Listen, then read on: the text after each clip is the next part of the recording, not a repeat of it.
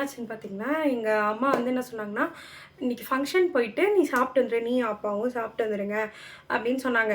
சரி ஓகேன்னு சொல்லிட்டு நானும் அத நம்பி சாப்பிடாம காலையில ஒரு கும்பாவருஷம் சம்திங் கோவிலோட இதுக்கு போயிருந்தோம் நாங்க. ஸோ அதுக்காக கிளம்பிட்டோம். போயிட்டு அதெல்லாம் முடிச்சுட்டு சரி ஓகே ஃபங்ஷன் கிளம்பலான்னு பார்த்தா, எங்க அம்மா இப்போதைக்கு வேணாம் வெயிட் பண்ணு அப்படின்ட்டாங்க. "நீ வீட்டுக்கு கிளம்புறன்னா கிளம்பு" அப்படின்னாங்க. நானும் கோவத்தில கோச்சிக்கிட்டு வீட்டுக்கு கிளம்பி வந்துட்டேன். ஸோ எனக்கு செமையா பசிக்குது. அதனால நம்ம வந்து மேகி செய்ய போறோம்.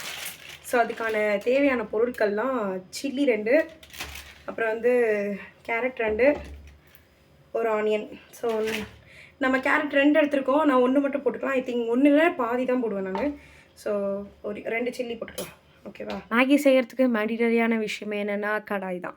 அந்த கடாய எடுத்து வச்சுட்டு ஆயில போட்டு வெஜ்ஜீஸ் எல்லாத்தையும் ஆட் பண்ணிட்டு, அதுக்குள்ள நான் உங்களுக்கு ஒரு குட்டி கதை சொல்றேன். வாங்க கேளுங்க அந்த கதைய. என்னன்னு பார்த்தீங்கன்னா, நான் குட்டி பாப்பாவா இருக்கும்போது எனக்கு எங்க அம்மா ஃபர்ஸ்ட்டு மேகின்ற ஒரு விஷயத்த இன்ட்ரோடியூஸ் பண்றாங்க. அது எப்படி இன்ட்ரோடியூஸ் பண்றாங்கன்னா, அதில ஃபுல்லாவே வெஜ்ஜீஸ் போட்டு தான் அத சாப்பிடணும். இல்லன்னா அத சாப்பிடக்கூடாது. அது உடம்புக்கு கெடுதலு அப்படின்ற மாரி சொன்னாங்க.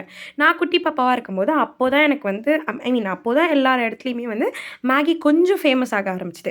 ஸோ அந்த வீடியோலயும் அந்த ஆட்லயுமே வந்து நமக்கு வெஜிடேஸ் போட்டு தானே நமக்கு இது பண்ணுவாங்க. ஸோ அப்போ ஸ்டார்ட் ஆனது. அதுக்கப்புறம் கொஞ்சம் கொஞ்சமா எனக்கு அதுவும் இல்லாம அதில வந்து அதிகமா இருக்கிறதுன்னு பார்த்தீங்கன்னா, இந்த கேரட்டும் பீன்ஸு. அப்பயாச்சும் அது உள்ள போதான்னு பார்ப்பாங்க எங்க அம்மா. கொஞ்சம் பெருசாக எங்க அண்ணா வந்து பிளெயின் மேகி எனக்கு சொல்லிக் குடுத்தாங்க சாப்பிட்றதுக்கு.